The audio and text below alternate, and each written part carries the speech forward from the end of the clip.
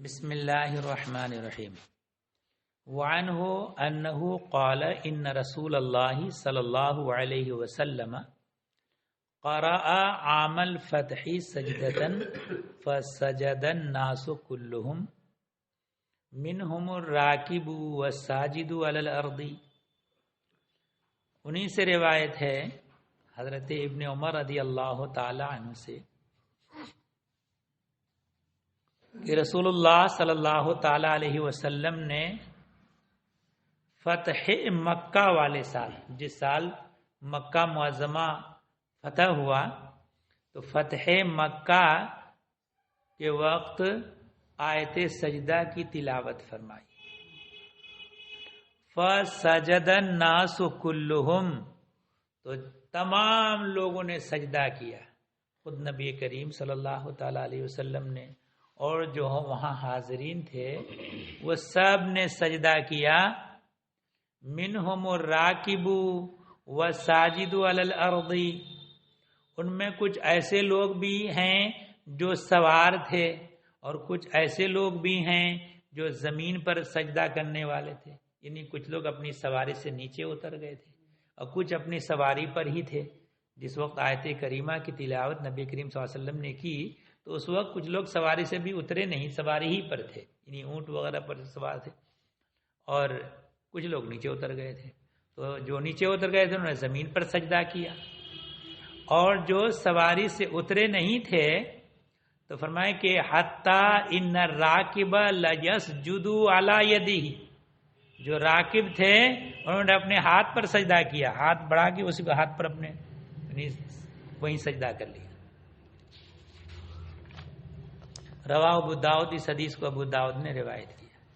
تو یہیں سے معلوم ہوا کہ قرآن کریم کی تلاوت اگر ہو تو تلاوت کرنے والے پر بھی سجدہ واجب ہو جاتا، اور جو لوگ سنتے ہیں سننے والوں پر بھی سجدہ واجب ہو جاتا۔ آیت کریمہ اگر سن لی تو سجدہ واجب ہو جاتا ہے۔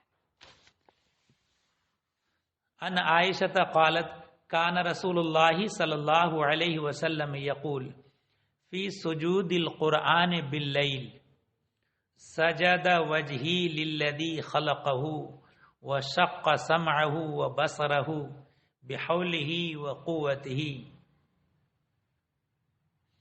حضرت عائشہ صدیقہ رضی اللہ تعالی عنہا سے روایت ہے، انہوں نے کہا کہ رسول اللہ صلی اللہ تعالی علیہ وسلم قرآن کے سجدوں میں رات میں یہ کہتے، اگر آیت سجدہ نماز میں پڑھ لیا جائے، عام طور پر 5 وقتہ نماز میں امام حضرات آیت سجدہ نہیں پڑھتے ہیں، اس میں یہ ہوگا کہ پیچھے مقتدی انتشار کے شکار نہ ہو جائے، مگر تراویح کی نماز میں چونکہ پورا قرآن کریم ہونا ہے تو آیت سجدہ بھی آ جاتی۔ تو نماز میں آیت سجدہ اگر نبی کریم صلی اللہ علیہ وسلم کبھی اگر پڑھ لیتے فرض نماز میں، تو پھر سجدہ جب کریں تو سجدہ میں سبحان ربی الاعلیٰ ہی پڑھنا ہے۔ جو نماز والے سجدے میں جو تسبیح پڑھی جاتی ہے وہی تسبیح سجدہ تلاوت میں بھی کرتے۔ اور اگر نفل نماز میں اگر آیت سجدہ پڑھتے تو اس صورت میں کبھی سبحان ربی الاعلیٰ بھی پڑھ لیں اور کبھی دوسری تسبیحیں بھی پڑھ لیا کرتے۔ اور اگر آیت سجدہ پڑھتے نماز سے باہر، جیسے قرآن کریم کی تلاوت کر رہے ہیں، تو اس صورت میں نبی کریم صلی اللہ تعالی علیہ وسلم وہ کبھی سبحان ربی الاعلیٰ اور کبھی اس طرح کی تسبیحیں پڑھ لیا کرتے جس کا ذکر آ رہا ہے۔ تو جب آیت سجدہ رات میں تلاوت کے درمیان نبی کریم صلی اللہ علیہ وسلم وہ آیت سجدہ پر آتے پڑھتے تو یہ کہتے، کیا کہتے؟ سجد وجہی للذی خلقہ، کہ میرے چہرے نے سجدہ کیا اس ذات کے لیے جس نے اسے پیدا کیا ہے، یعنی اللہ تعالیٰ کے۔ وشق سمعہ، جس نے اس کے کان کو کھولا، اس کی آنکھوں کو کھولا اپنی طاقت سے اور اپنی قوت سے، کہ اللہ تبارک و تعالیٰ نے آنکھیں کان کھولے اور آنکھیں کھولی اور آنکھوں اور کانوں میں ادراک کرنے کی قوت عطا فرمائی. رواہ ابو داؤد و ترمذی و نسائی. اس حدیث کو امام ابو داؤد نے اور ترمذی اور نسائی نے روایت کیا. وقال الترمذی ھذا حدیث حسن صحیح. اور امام ترمذی نے کہا کہ یہ حدیث حسن صحیح ہے. وعن ابن عباس رضی اللہ عنہما قال جاء رجل الى رسول اللہ صلی اللہ علیہ وسلم. حضرت ابن عباس رضی اللہ تعالی عنہ سے روایت ہے کہ ایک آدمی رسول اللہ صلی اللہ تعالی علیہ وسلم کی بارگاہ میں حاضر ہوا. فقال نے کہا یا رسول اللہ رأیتنی اللیلۃ وانا نائم. اے اللہ کے رسول میں نے آج رات اپنے کو دیکھا اس حالے کہ میں سو رہا تھا. لیٹا ہوا نہیں، سو رہا تھا. یعنی اس کا مطلب خواب کی بات ہے کہ میں نے اپنے کو خواب میں دیکھا. کیا دیکھا؟ کہ کانی اصلی خلف شجرت، گویا کہ میں ایک درخت کے پیچھے نماز پڑھ رہا ہوں. فسجدت وسجدت الشجرۃ لسجودی، تو میں نے دیکھا کہ میں نے سجدہ کیا. وہ خوابی کی بات بتا رہے ہیں کہ میں نے خواب میں دیکھا کہ میں نے سجدہ کیا، تو میرے سجدہ کرنے کی وجہ سے درخت نے بھی سجدہ کیا.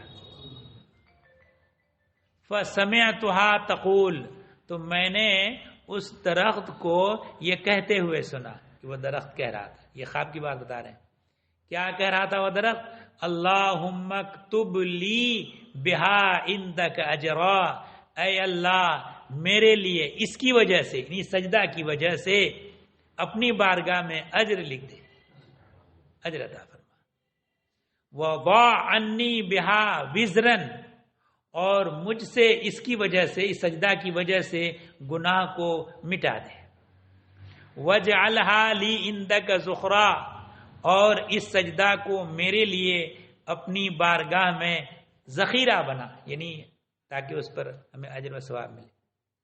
وتقبلھا منی کما تقبلتھا من عبدک داؤد، اور اسے میری طرف سے قبول فرما جس طرح کہ تو نے اسے اپنے بندے داؤد کی طرف سے قبول فرمایا.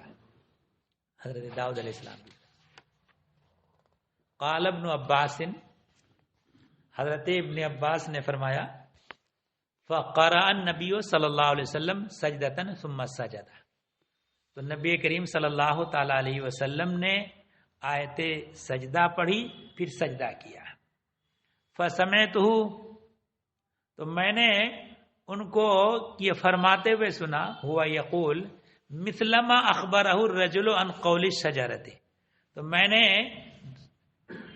سنا کہ نبی کریم صلی اللہ تعالی علیہ وسلم کہہ رہے ہیں جس طرح سے اس آدمی نے اس درخت کا قول نقل کیا، اس درخت کا جو قول نقل کیا کہ ایسے ایسے وہ درخت سجدے میں کہہ رہا تھا، جو انہوں نے اپنا خواب بیان کیا کہ میں نے یہ سنا کہ وہ درخت کہہ رہا ہے کہ اے اللہ میرے لیے اپنی بارگاہ میں اس کی وجہ سے اجر لکھ دے وغیرہ، یہ جو پوری دعا ہے.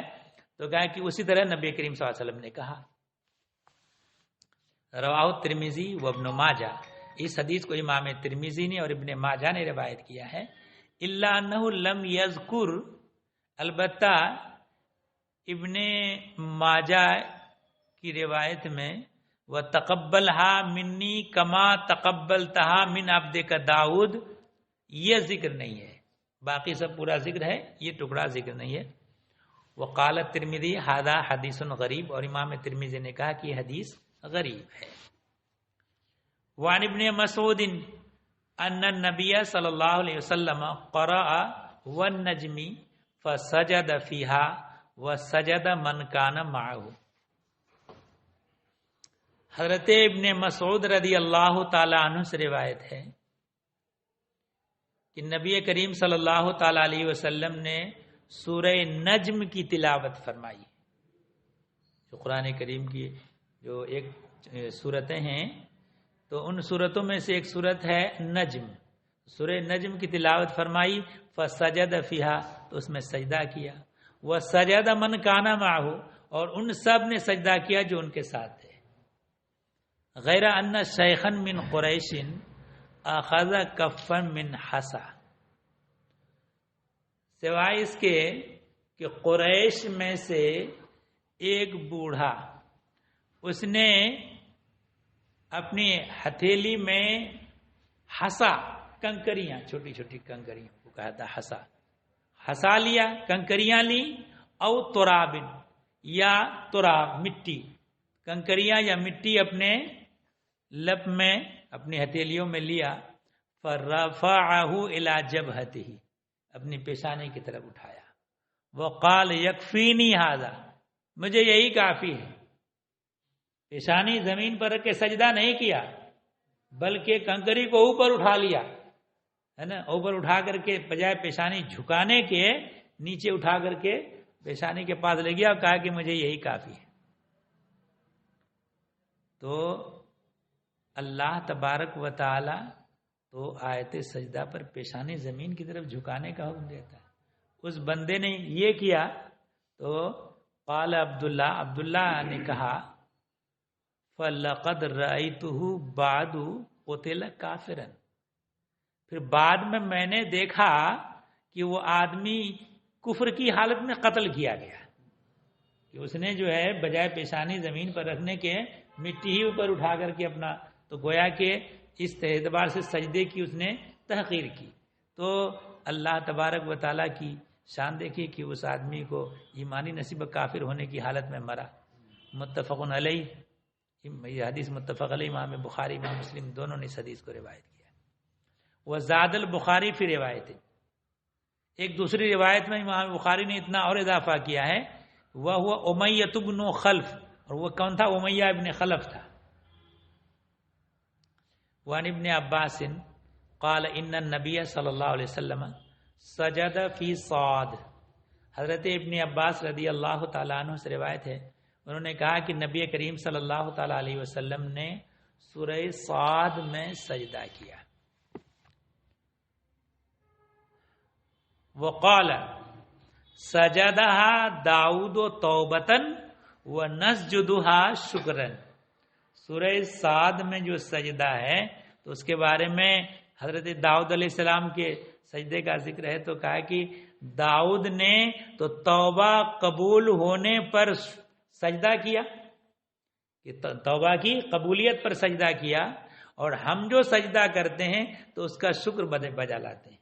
کہ حضرت داؤد علیہ السلام، یہ بھی بتایا گیا روایت میں کہ سارے انبیاء کرام ایک فرد کی طرح ہیں، جب کسی معاملے میں ایک نبی کو اگر تکلیف ہو تو سارے انبیاء کو تکلیف پہنچتی، اور اگر ایک نبی کو خوشی اور مسرت حاصل ہو تو سارے انبیاء کو خوشی مسرت حاصل ہوتی۔ تو یہ داؤد علیہ السلام کی اللہ تبارک و تعالیٰ نے توبہ قبول فرمائی اور اس پر انہوں نے سجدہ کیا، تو اس کے شکرانے میں شکریہ ادا کرنے کے لیے، اللہ کا شکر بجا لانے کے لیے ہم بھی سجدہ کرتے ہیں، نبی کہ نسجدھا شکرن، کہ ہم جو سجدہ کرتے ہیں وہ شکر ادا کرنے کے لیے۔ باب اوقات نہیں، یہ نہیں کے اوقات کا بیان ہے، یعنی کچھ اوقات ایسے بھی ہیں کہ جن اوقات میں نماز پڑھنا منع مکروہ ہے، ناجائز ہے، انہی اوقات کا بیان ہے۔ الفصل الاول عن ابن عمر قال قال رسول اللہ صلی اللہ علیہ وسلم لا يتحرى احدكم فيصلي عند طلوع الشمس ولا عند غروبها، حضرت ابن عمر رضی اللہ تعالی عنہ سے روایت ہے، انہوں نے کہا کہ رسول اللہ صلی اللہ تعالی علیہ وسلم نے فرمایا کہ تم میں سے کوئی بھی طلوع شمس کے وقت نماز پڑھنے کا ارادہ نہ کرے، اور نہ ہی غروب شمس کے وقت، جس وقت سورج طلوع کر رہا ہے، سورج کی ٹکیا کا کنارہ ظاہر ہو جائے، اس وقت سے ہی نماز پڑھنے کے لیے منع کر دیا گیا۔ اور سورج جس وقت غروب ہونے لگے، غروب ہونے لگے کا مطلب یہ ہوا کہ جب سورج کا رنگ متغیر ہو جائے اور بآسانی اپنی نظر اس پر ٹکنے لگے، تو اس وقت سے لے کر کے جب تک کہ پوری ٹکیا غروب نہ ہو جائے اس وقت تک نماز پڑھنا درست نہیں ہے، یہ مکروہ اوقات ہے۔ وفی روایت، اور ایک دوسری روایت میں الفاظ یوں ہیں، قال اذا طلع حاجب الشمس فدعوه الصلاة حتى تبرز، جب سورج کا کنارہ طلوع کر جائے تو تم لوگ نماز چھوڑ دو، یعنی سورج کا کنارہ طلوع ہوتے ہی نماز نہیں پڑھنا ہے، حتی تبرز، یہاں تک کہ پورا ظاہر ہو جائے سورج، یعنی اوپر آ جائے، اور تقریباً اس وقت کے لیے 20 منٹ کا احاطہ کیا گیا ہے۔ فَإِذَا غَابَ حَاجِبُ الشَّمْسِ فَدَعُوا الصَّلَاةَ حَتَّى تَغِيبَ، جب سورج غروب ہونے کے قریب ہو جائے تو اب نماز چھوڑ دو، کب تک؟ حَتَّى تَغِيبَ، یہاں تک کہ پورا غروب ہو جائے۔ وَلَا تَحَيِّنُوا بِصَلَاتِكُمْ طُلُوعَ الشَّمْسِ، کہ اپنی نماز طلوع شمس کے قریب نہ کرو، ولا غروبہا، اور نہ بھی غروب شمس کے قریب کرو، فإنہا تطلع بین قرنی الشیطان، کہ سورج طلوع جو کرتا ہے وہ شیطان کی دو سینگوں کے درمیان، تو اب ان اوقات میں نماز پڑھنے کے لیے منع کیا گیا۔ تو مسئلہ یہ ہے کہ صبح صادق نمودار ہونے کے وقت سے سورج طلوع ہونے کے وقت تک اس بیچ میں 2 رکعت سنت ہے اور 2 رکعت فرض ہے۔ اس پورے وقت میں نفل نماز پڑھنا منع مکروہ ہے۔ ہاں، اگر کسی کی نمازیں چھوٹی ہوئی ہیں تو قضا نماز پڑھ سکتا ہے، لیکن قضا نماز آدمی پڑھے تو اپنے گھر میں پڑھے، مسجد میں نہیں، کیونکہ مسجد میں پڑھے گا تو لوگوں پر اس بات کا اظہار کرنا ہوگا کہ ہم قضا نماز پڑھ رہے ہیں، تو قضا نماز پڑھنے کا اظہار کرنے کا مطلب یہ کہ نمازیں چھوڑیے، اس بات کا بھی اظہار کرنا ہوگا، تو گناہ کا اظہار بھی منع ہے، تو اپنے گھر میں ادا کریں۔ اس کے بعد فجر کے وقت میں جب مسجد آئے تو 2 رکعت سنت پڑھے اور 2 رکعت فرض پڑھے۔ اور فرض ادا کرنے میں اگر تاخیر ہو گئی، آنکھ دیر سے کھلی یا کوئی بھی وجہ ہو گئی جس کی وجہ سے تاخیر ہو جائے اور سلام پھیرنے سے پہلے سورج کی ٹکیا نمودار ہو جائے تو نماز فاسد ہو گئی، اس نماز کو دوبارہ پڑھنا پڑے گا۔ فجر کی نماز کا حکم بتا رہے ہیں یہ، ہے نا۔ پھر اس کے بعد پھر جب سورج پورا طلوع کر جائے، 20 منٹ کا وقفہ گزر جائے، جب سورج بلند ہو جائے اس کے بعد نماز پڑھیں، قضا نماز اگر چھوٹ گئی ہے۔ اور عصر کا معاملہ یہ ہے کہ اگر کسی وجہ سے عصر کی نماز پڑھنے سے رہ گئی ہے، ذہن میں نہیں رہا، نیند سے بیدار ہوا یا کوئی وجہ ہو گئی، سفر میں ٹرین سے اترا اور بالکل آخر وقت میں ہے، تو ایسی صورت میں نماز اسی دن کی عصر کی نماز ہو جائے گی، اگرچہ سورج غروب ہونے کے قریب پہنچ گیا یا سورج غروب ہونے لگا ہو، جب بھی اسی دن کی عصر ہو جائے گی۔ دوسرے دن کی عصر کی نماز یا کوئی نماز اگر قضا پڑھنا ہے تو اس مکروہ وقت میں نہیں ہو سکتی ہے، بس یہ دھیان رکھنا چاہیے۔ اسی دن کی عصر کی نماز تو کسی وجہ سے نہیں پڑھی ہے تو غروب آفتاب کے وقت پڑھ لیں گے، دوسرے دن کی چاہے عصر کی نماز ہو یا کوئی دوسری نماز ہو، قضا نماز ہو یا نفل نماز ہو، اس مکروہ وقت میں پڑھنا درست نہیں ہے۔ یہ 2 وقت ہوا، اور تیسرا وقت ہے ٹھیک دوپہر کے وقت، یعنی یہ سمجھ لیجئے کہ ظہوہ کبریٰ سے لے کر کے نصف النہار تک، ظہوہ کبریٰ سے لے کر نصف النہار، یعنی دوسرے لفظ میں یوں کہہ لیجئے سورج ڈھلنے لگے جب، اس وقت تک یہ مکروہ وقت ہے، اس وقت میں بھی نماز وغیرہ پڑھنا درست نہیں ہے، منع ہے۔ تو ظہوہ کبریٰ کسے کہتے ہیں؟ چونکہ اسلامی دن شروع ہوتا ہے صبح صادق سے، دن جو ہے اسلامی صبح صادق سے لے کے غروب آفتاب تک ہے، یہ نہار شرعی کہلاتا ہے، اور ایک نہار عرفی ہے، وہ کہلاتا ہے طلوع آفتاب سے لے کے غروب آفتاب تک. جب سورج کی ٹکیا طلوع ہونے لگے اس وقت سے لے کے پوری ٹکیا کے غروب ہونے تک، یہ کیا ہے؟ یہ نہار عرفی ہے. نہار عرفی چھوٹا ہے تھوڑا، نہار شرعی بڑا ہے. کتنا؟ صبح صادق سے لے کے طلوع آفتاب تک اتنا حصہ نہار شرعی کا زیادہ ہے نہار عرفی کے مقابلے. اور جب دونوں کا آدھا کریں گے تو نہار شرعی کا جو آدھا ہوگا وہ نہار عرفی سے پہلے ہوگا، کیونکہ اتنا ٹائم 1 گھنٹہ 18 منٹ یا سے لے کے 1 گھنٹہ 35 منٹ تک اتنا ڈفرینس رہتا ہے اس علاقے میں.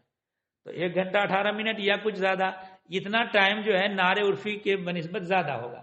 جب دونوں کے بیچ نکالیں گے تو اس ٹائم کا آدھا حصہ، یعنی اگر مثلاً 1 گھنٹہ 18 منٹ ہے تو 30 اور 9 39 منٹ پہلے آ جائے گا نہار شرعی کا نصف، اور نہار عرفی کا نصف 39 منٹ کے بعد آئے گا لگ بھگ. تو اسی بیچ کا جو ٹائم، تو نہار شرعی کا جو بیچ ہے اسی کو زوے کبریٰ کہتے ہیں، اور نہار عرفی کا جو بیچ ہے اس کو نصف النہار بھی کہتے ہیں، نصف النہار شمسی بھی کہتے ہیں، اس کو زوال بھی کہتے ہیں کہ وہاں تک زوال ہے، اس کے بعد پھر سورج ڈھل جاتا ہے.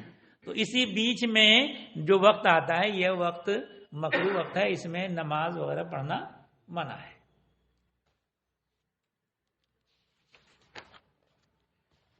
وعن عقبة بن عامر قال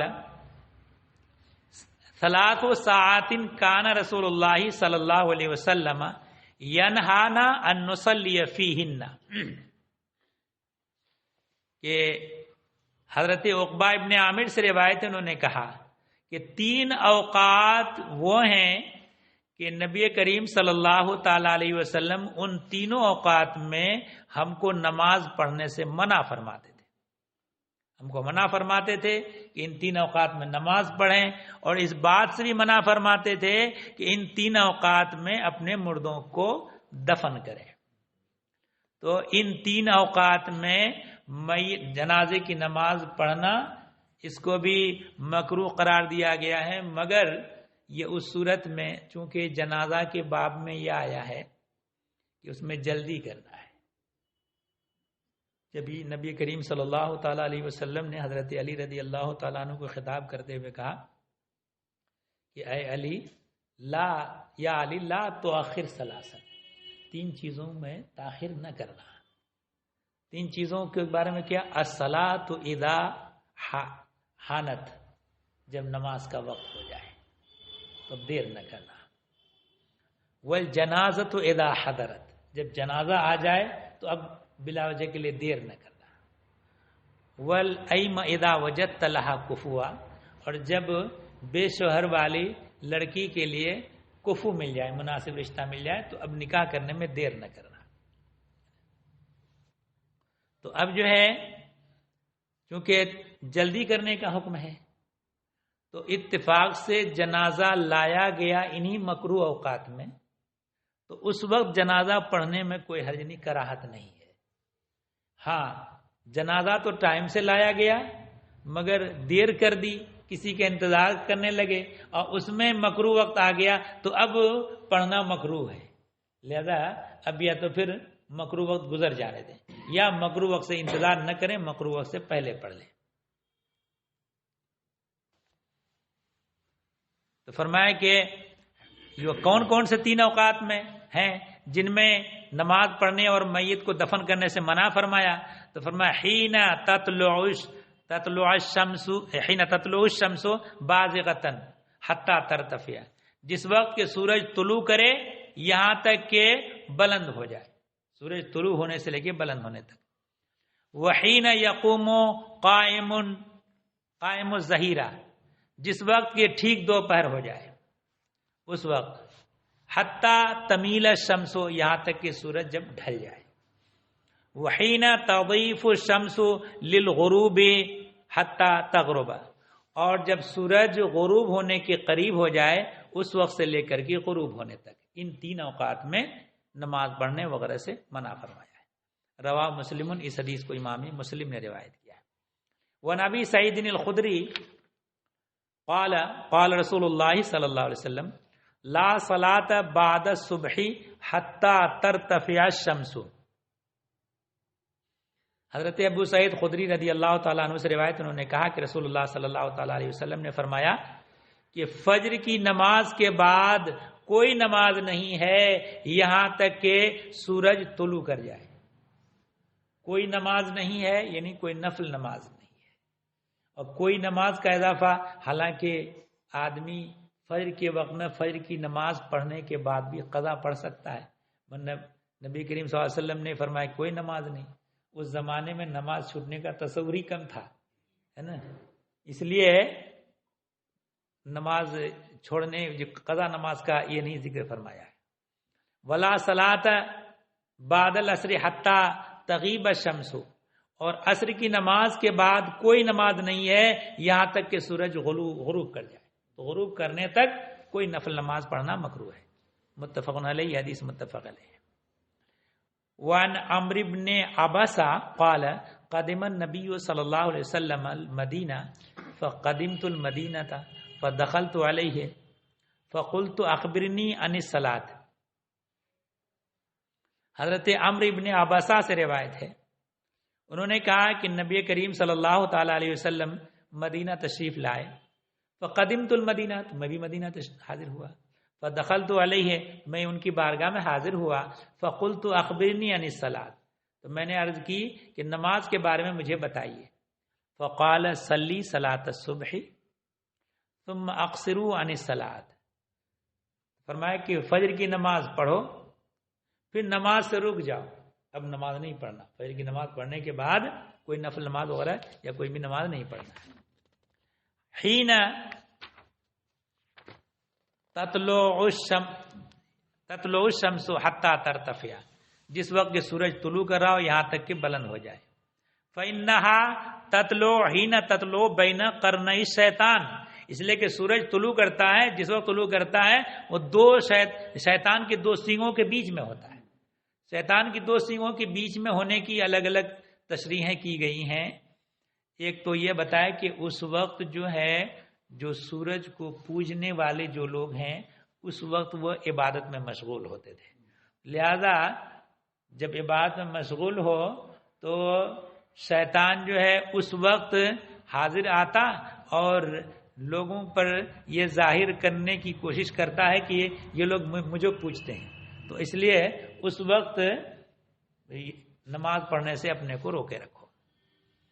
وحینئذ یسجد لہ الکفار، اسی وقت کفار اس کو سجدہ کرتے ہیں، یعنی سورج کو۔ ثم صلی فإن الصلاۃ مشہودۃ محظورۃ، پھر نماز پڑھو، اس لیے کہ نماز وہ ہے جو حاضر کی جاتی ہے، حتی یستقل ظل بالرمح، یہاں تک کہ سایہ رمح کے نیزے کے برابر ہو جائے۔ ثم اقصر عن الصلاۃ، اور یعنی وہاں اشارہ بتانا یہ ہے کہ ذہب کبریٰ تک نماز پڑھو، جو بھی نماز پڑھ دو، جیسے اشراق کی نماز ہے اور چاشت کی نماز ہے وہ ذہب کبریٰ تک، پھر اس کے بعد سے لے کے سورج ڈھلنے تک نہیں اقصر۔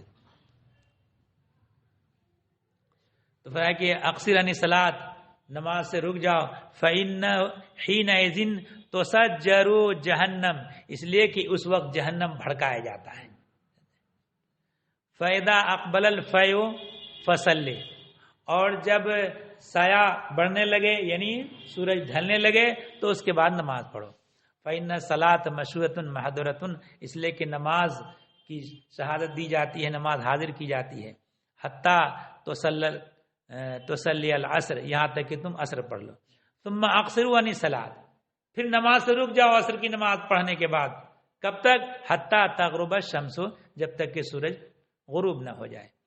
فإنها تغرب بین قرنی الشیطان، اس لیے کہ وہ غروب جو ہوتا ہے وہ شیطان کی دو سینگوں کے درمیان ہوتا ہے۔ وحینئذ یسجد لہ الکفار، اور اس وقت اس کو کفار سجدہ کرتے ہیں۔ تو ان کافروں کی پرستش جو اس کو سورج کو پوجتے ہیں تو ان کی پرستش کی مشابہت سے اپنے کو بچاؤ. قال قلت یا نبی اللہ فالوضوء حدثنی عنہ. تو نبی کریم نے کہا کہ اے اللہ کے رسول وضو کے بارے میں مجھے بتائیے. قال ما منکم رجل یقرب وضوءه فیمضمض ویستنشق فیستنثر الا خرت خطایا وجهه وفیہ وخیاشیمہ. تو فرمائے کہ جب تم میں سے کوئی آدمی اپنے وضو کے قریب ہو، واو کو پیش دے کے پڑھیں گے وضو، تو یہ جو آپ وضو کرتے ہیں وہ والا وضو ہے، اور واو پر زبر کے ساتھ جو وضو آیا ہے تو وضو کا معنی وہ پانی جس سے وضو کیا جاتا ہے. عربی زبان میں یہ فرق ہے. جو پورا وضو کرتے ہیں اس کے لیے واو کے پیش کے ساتھ وضو، اور واو کے زبر کے ساتھ وہ پانی جس پانی سے وضو کیا جاتا ہے. تو جب تم میں سے کوئی وضو کے قریب ہو، یعنی اپنے وضو کرنے والے پانی کے قریب ہو، تو کیا کرے؟ فیمضمض، کلی کرے اور ناک میں پانی چڑھائے، پھر ناک کو صاف کرے. تو ایسا اگر کرتا ہے الا خرت خطایا وجہی وفیہ وخیاشمہ، تو اس کے چہرے کے گناہ اور اس کے منہ کے گناہ اور اس کے ناک، خیشم کہتے ہیں ناک کے اندر، ناک کے اندر کے گناہ یہ سب گر جاتے ہیں، جھڑ جاتے ہیں. جب بندہ وضو کرتا ہے تو پانی یعنی دھون کے ساتھ چہرے سے بھی گناہ گرنے لگتے ہیں، اور منہ سے گرتے ہیں اور اس کے ناک سے گرتے ہیں. ثم اذا غسل وجهه كما امره اللہ، پھر جب اپنے چہرے کو دھوتا جس طرح کہ اللہ نے اسے حکم دیا ہے. الا خرت خطایا وجہی من اطراف لحیتہ مع الماء، تو یہاں تک کہ اس کے چہرے کے گناہ ہر طرف سے، داڑھی کے اطراف سے پانی کے ساتھ گر جاتے ہیں. ثم یغسل یدیہ الی المرفقین، پھر جب دھوتا اپنے دونوں ہاتھوں کو کوہنیوں تک. الا خرت خطایا یدیہ من اناملہ مع الماء، یہاں تک کہ اس کے ہاتھوں کے گناہ اس کے انگلیوں کے پوروں سے بھی پانی کے ساتھ گر جاتے ہیں. ثم یمسح رأسہ، پھر اپنے سر کا مسح کرتا ہے. الا خرت خطایا رأسہ من اطراف شعرہ مع الماء، اور تو اس کے سر کے گناہ گر جاتے ہیں ان کے بالوں کے اطراف سے پانی کے ساتھ مل کر کے ان کے بالوں کے اطراف سے گر جاتے ہیں. ثم یغسل قدمیہ الی الکعبین، پھر اس کے بعد دونوں پیروں کو دھوتا ہے. کعبین کہتے ہیں ابری ہوئی ہڈی، ٹخنے کی جو ہڈی ابری ہوئی ہے ان دونوں ہڈیوں تک. الا خرت خطایا رجلیہ، تو اس کے دونوں پیروں کے گناہ خطا گر جاتے ہیں. من اناملہ، ان کے انگلیوں کے پوروں سے، مال مائے پانی کے ساتھ. فإن ہوا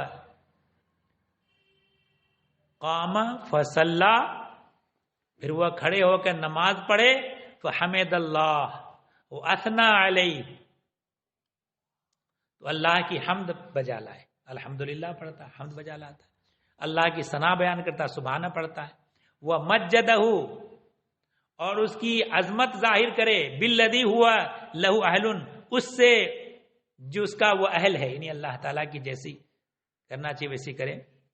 وہ فرغ قلبہ للہ، اپنے دل کو اللہ کے لیے مکمل فارغ کر لے. اس میں اب دل میں کوئی چیز کی دنیاوی امور سے متعلق کوئی بھی چیز، کوئی بھی خیالات وغیرہ نہ لائے، کہ میں دل کو اللہ کے لیے خالص کر لے.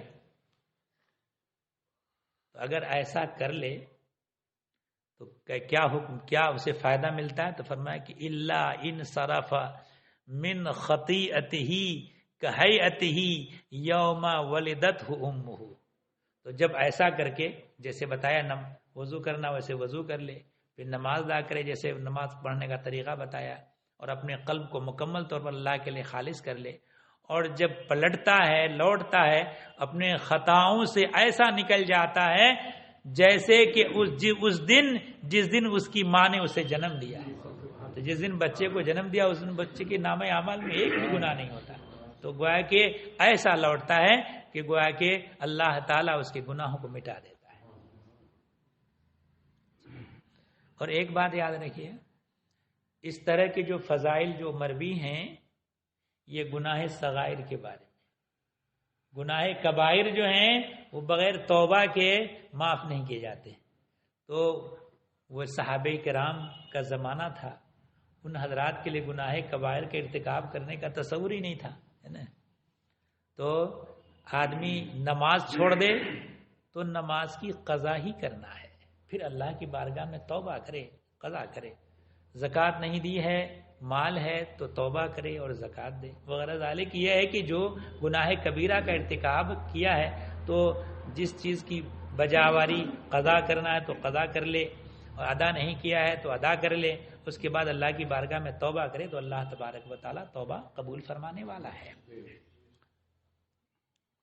وان قریب بن ان ابن عباس والمسور ابن مخرمہ، حضرت قریب سے روایت ہے کہ ان ابن عباس کی ابن عباس والمسور ابن مخرمہ اور مسور ابن مخرمہ و عبد الرحمن ابن الازہر اور عبد الرحمن ابن ازہر، یہ تین حضرات ارسلوہ الی عائشہ، کہ ان کو حضرت عائشہ صدیقہ رضی اللہ تعالی عنہا کے پاس بھیجا، ٹھیک ہے، کہ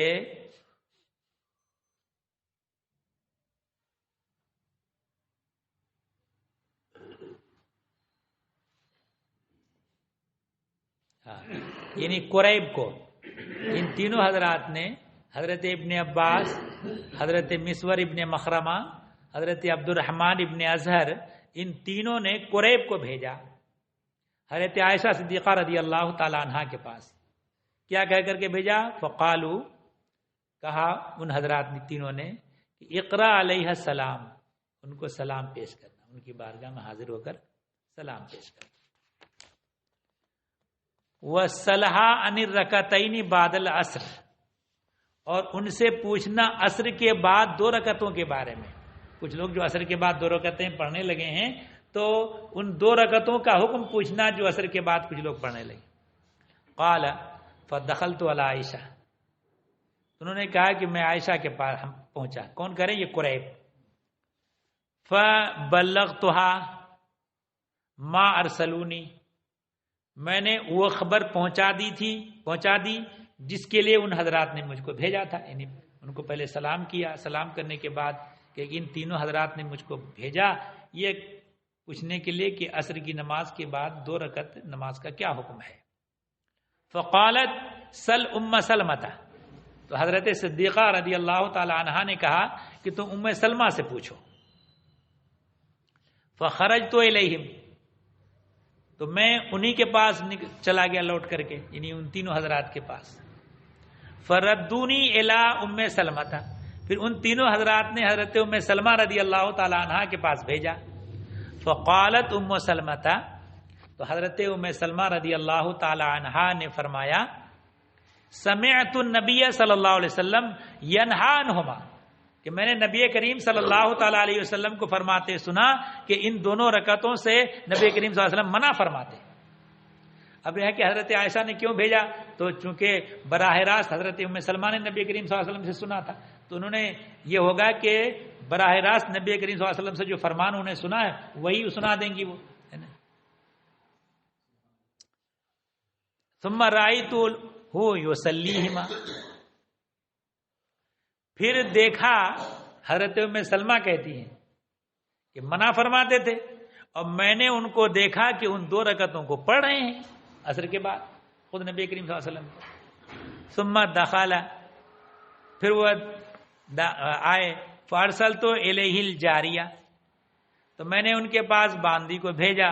فقلت قولی لہ، تو میں نے ان سے کہا تم ان سے کہنا تقول ام سلمۃ یا رسول اللہ سمعتک تنہا عن ہاتین رکعتین، کہ ان سے کہنا کہ سلمہ رضی اللہ تعالی عنہا تو یہ کہتی ہیں کہ رسول اللہ صلی اللہ تعالی علیہ وسلم سے یہ فرماتے ہوئے سنا کہ ان 2 رکعتوں سے منع کرتے ہیں، وہ اراک تصلیہما، اور میں آپ کو دیکھ رہا ہوں کہ آپ وہ 2 رکعتیں پڑھ رہے ہیں۔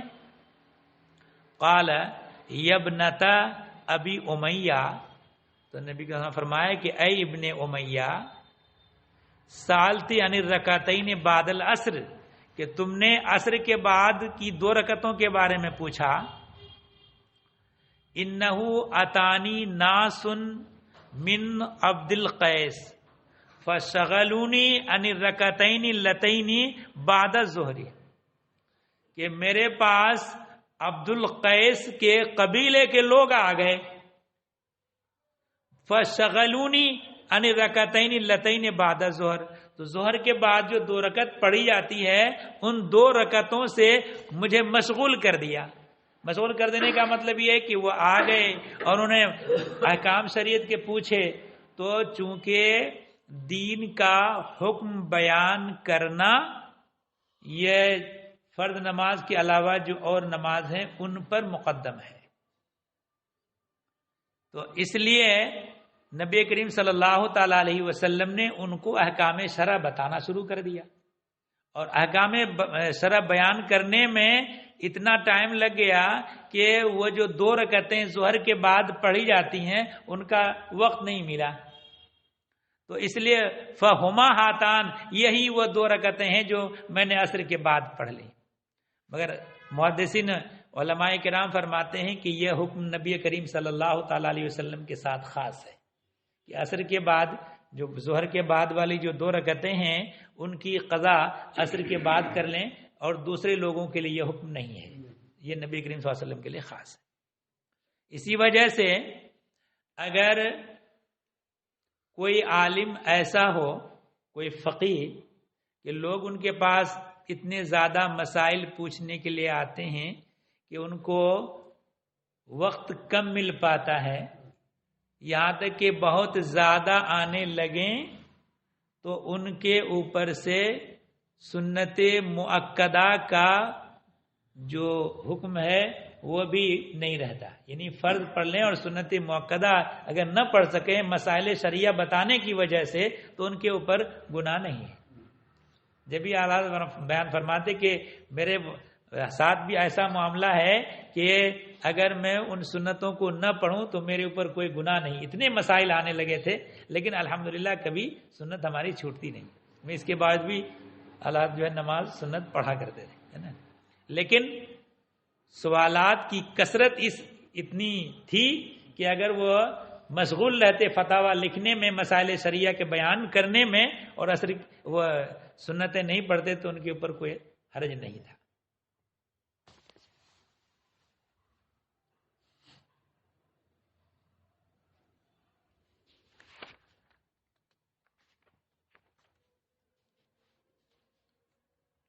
وان ابی ہریرہ ان النبی صلی اللہ علیہ وسلم نہا عن صلاۃ نصف النہار حتی تزول الشمس، اور الا یوم الجمعہ۔ حضرت ابو ہریرہ رضی اللہ تعالی عنہ سے روایت ہے، انہوں نے کہا کہ نبی کریم صلی اللہ تعالی علیہ وسلم نے نماز نصف النہار کے وقت نماز پڑھنے سے منع فرمایا ہے، کب تک؟ جب تک کہ سورج ڈھل نہ جائے، سوائے جمعہ کے دن کے۔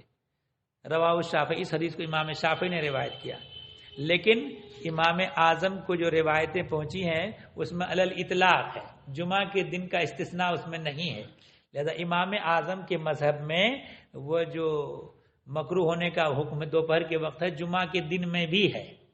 امام شافعی کا مذہب یہ ہے کہ جمعہ کے دن اگر ٹھیک دوپہر کے وقت اگر نماز پڑھیں تو کوئی حرج نہیں ہے۔ چلیے، اللہم صلی علی سیدنا محمد۔